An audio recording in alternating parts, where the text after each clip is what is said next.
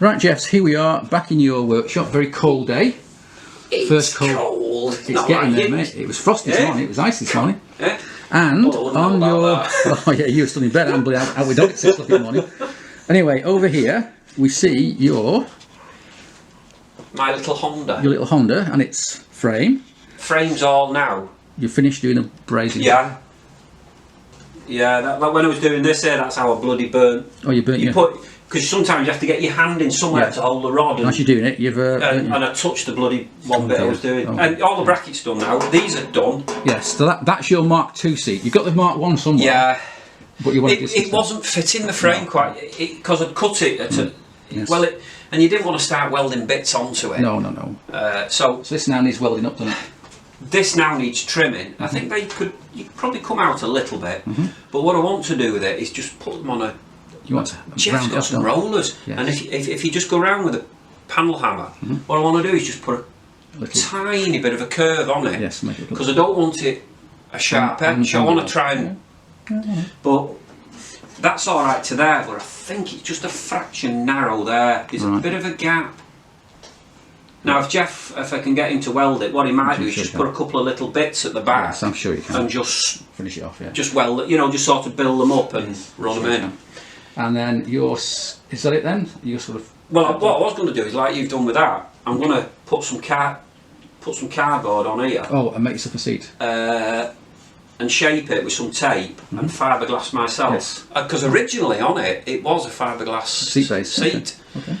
And what happened to it? Who knows? It's been lost in the...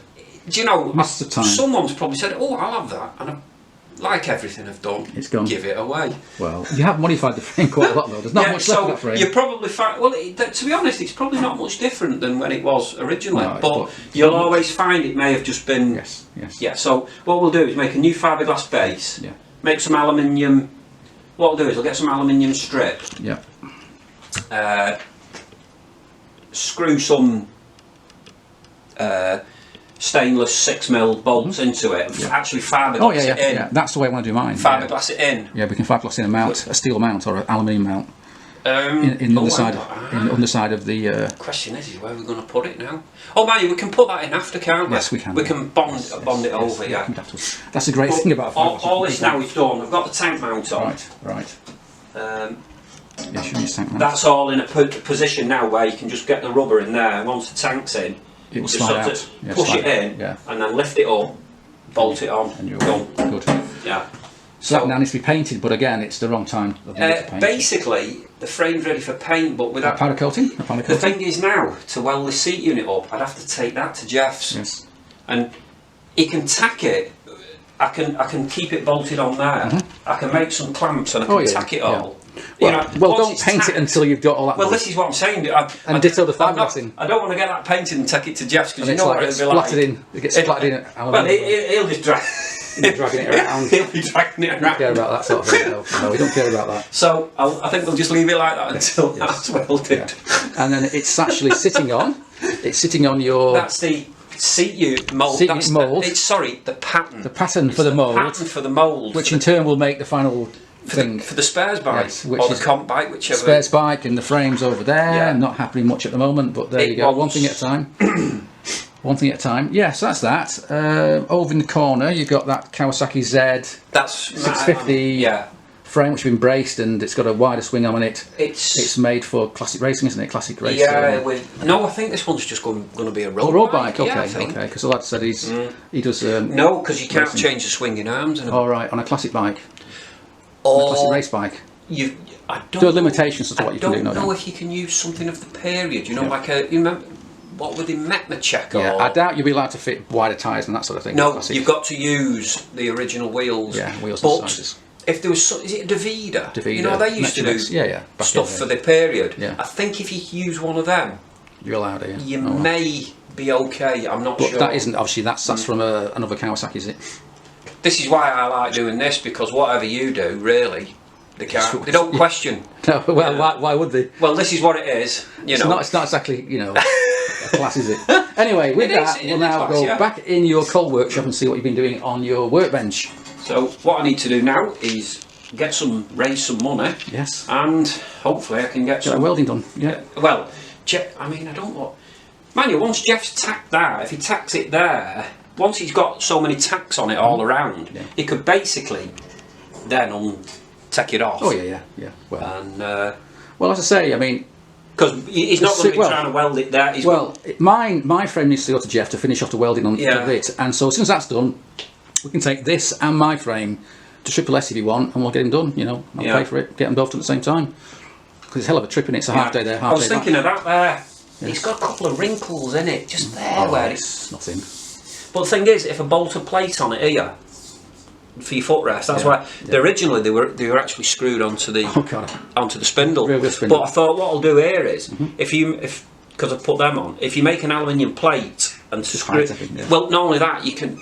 Should ever anyone else have the buy, they've got a choice. Yes, you can choose where you can choose wherever to put the footrests within reason.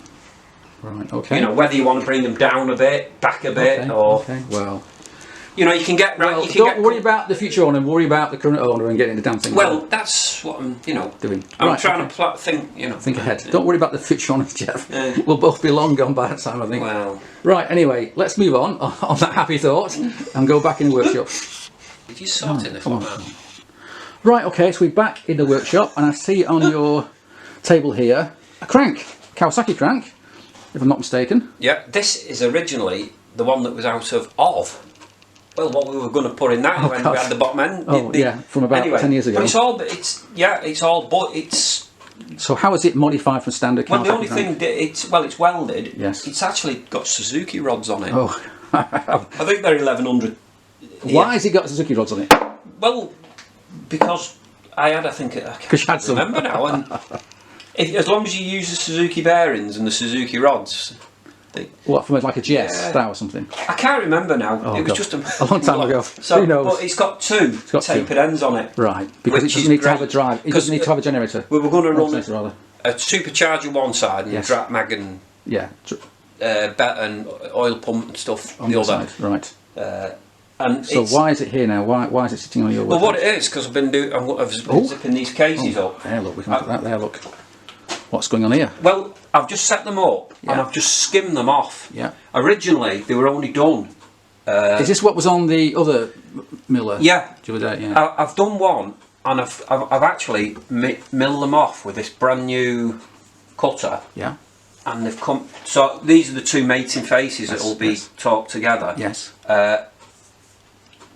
So once that's done, I've got the crank because I need to know when I scoop them out.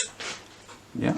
The lower case, it's fractionally tight in the middle, so I've got to come in again. Oh right, okay, you're going to do a bit more. I've just got to take a cut off. So I've just got to finish that side, and then basically the faces are done. What does that mean? You're going to take a bit off here?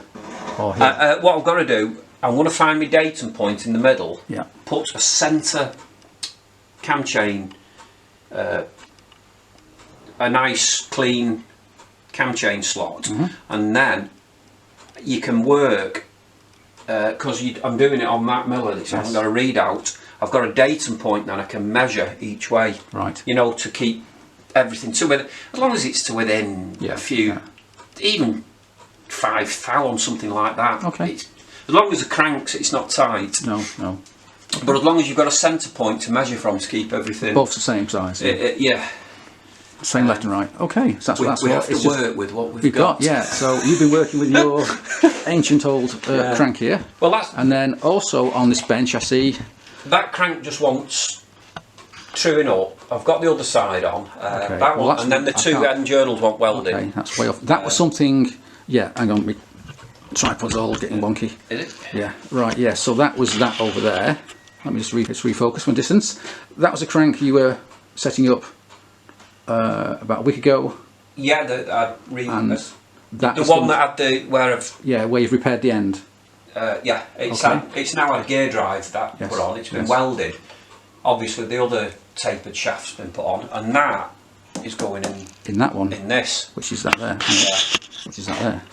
And what's that aim for? Well, that's the spares bike. Yeah. Okay. I've got the gearbox there. It's a shaft gearbox. Right. So basically, once that's done, at least then the box that could start to be built. Yeah. And the gearbox. And the thing is, once I've got the bottom end bolted. Yes. Once the frame's painted, you can put that bit in, because you can put all the... Yes. You can then start... Well, you can, except you've got no space to do it. But at the moment, as you've just pointed out, there's no space. if I get the damn thing painted, Where's it go? Because these bikes take up a lot of room. Fair bit of room. Well, if you get my Kawasaki finished and get it out of the way, then you'll have a bit more room. Yeah, crack on, lad, crack on. Right, okay, and then over way over there on your workbench, there's some more things going on, so let's go and look at that. Right, okay, Jess, here we are at your workbench with a couple of interesting things going on. Got some rods there in your hand and whatever, some big bearings. What's all that? Is that for a Kawasaki or is that for something else? These are actually for the Honda crank. Oh, for the Honda crank. The 450 Honda crank, yeah. And so they're the... It's all the crank webs have been machined. Yeah. The centre bearings, funnily enough, aboard the cases to suit the 500T bearings. And obviously the 450 bearings don't fit. No, it's as we can see there, are probably quite I think they're about 77 and they're 72, I think, without checking. Yeah, because the 500T crank is much stronger than the 450 and earlier crank. Is that right? Is that why you're changing it round? Yeah. As I recall. I mean, I could run to get 400cc in it. I could run the 500 crank. Yes. And run the 650 am turbo piston 63, but that gives you a longer stroke, so it sound more triumphy. Which, but will it rev? I mean, it might. No, I don't like. So the choice is to keep the short stroke with the 450 crank at 58. Yeah. Go to 66 mil, and you end up with just a gnat's diddly under 400. I think it is 398. I think it actually works out. So are you doing some tests there on those cron rods? I mean, you've got that status. They've been bushed, yeah. You push them. Okay. They're Kawasaki rods. Oh, okay. What is the price? And actually, I bought a Unitrack crank. Right, as you do. And it was cheap. Yes. All the bottom webs are brilliant. Big ends are brilliant. But what had happened? Someone had left it, and all the little end eyes had corroded. Yes. So when you put an 18mm gudgeon pin in, it rattled. Right. But the beauty is, what I've done, I've machined it out. I've cleaned them out. All right. Let me just refocus on that. Otherwise, it'll not show up. Right, okay. Hopefully, you can see there. You've now bronze. We've actually put Fozzy Bronze PBS2 bronze bush. Yeah. Well, I've machined them. What I've got to do now is set them up on my little jig with our reamer, and then polish them to 16mm. Right, and then you can. Which takes a long time. It's not that you just it takes as long as it takes. It could take you an hour to do it. Yeah. Just to tickle them out to a precision fit. Okay. So, but I've put them on my jig. I did some Honda ones, but they were narrower than that. Right. Okay. Yeah. So that's cracking on then with your bottom end of the Honda. So what I do? Oh, yeah. Yeah, I can see that. There's a big washer there and a thread. Yeah. Because them rods are slightly taller, what I do is push the rod up, clamp it with 2 bolts there, and then that clamps to your miller or drill base on. And then you do them on that. You've got a fixture for it. Yeah, they're just slightly too short then. Yeah. But that's the only. You need to sit them on something to hold them, and then that can be clamped. And then you're away. Yeah. And then I can set that reamer up, whichever one it is. Is it that one? One of them. Yeah. Set that up. And you just start it and you just keep going through. Very gently. You just nip it and you just keep going through. Gudgeon pin. Ideally, you just want it so that it just pushes in. Yes. With gentle force. Just a slight bit of resistance. Okay, and then next to it here, we've got the other half of your. Oh, I thought you were going. But that. Oh, hang on. Go on. There, I meant to mention about them bearings, didn't I? I got talking about the rods before that. Them are steel rings now.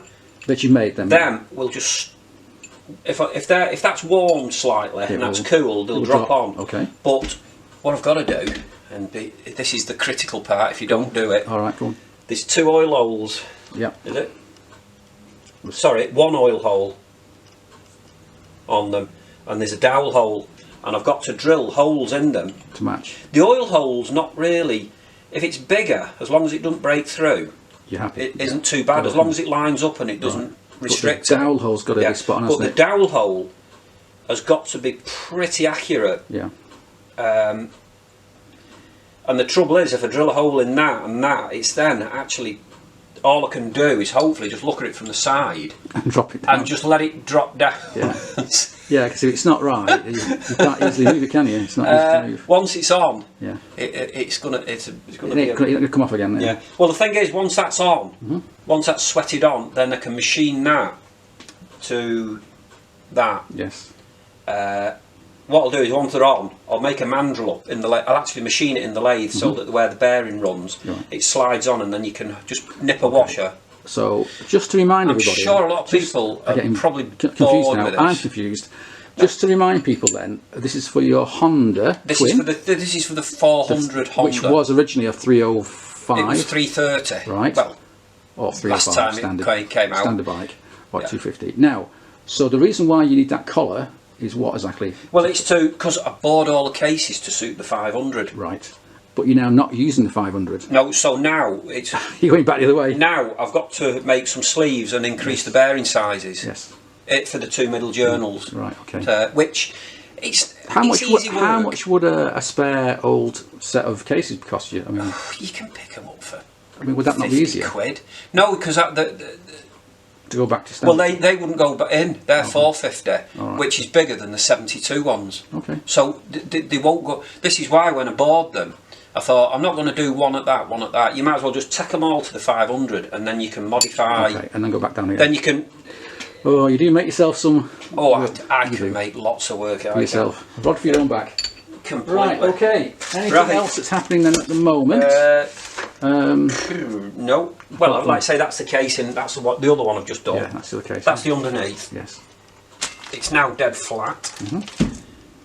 Oh, she's got a bit. There's just burrs.